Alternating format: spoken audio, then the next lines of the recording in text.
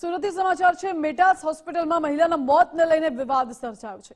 ડોક્ટરની બેદરકારીના કારણે મહિલાનું મોત થયું હોય તેવો પરિવારજનોનો આરોપ છે। દર્દી સ્વસ્થ છે તેમ કહી ડોક્ટર અમિત શાહ વિદેશ ફરવા જતા રહ્યા હતા તેવો પરિવારજનોનો આરોપ છે। મહિલા દર્દીના શ્વાસ બંધ થઈ જતા તેનું મોત થયું હોય તેવું સ્ટાફે જણાવ્યું। પરિવારજનો ડોક્ટર અમિત શાહ સામે ફરિયાદ દાખલ કરવા માટે પહોંચ્યા હતા। મહિલા દર્દીને લાંબા સમયથી હૃદયની બીમારી હતી। ડોક્ટર અમિત શાહના કહેવા પર મહિલા દર્દી દાખલ થયા હતા અને 18 દિવસથી 45 વર્ષીય રેખાબેન ગુપ્તા હોસ્પિટલમાં સારવાર લઈ રહ્યા હતા। 10 દિવસથી આઈસીયુમાં તેમની સારવાર ચાલી રહી હતી।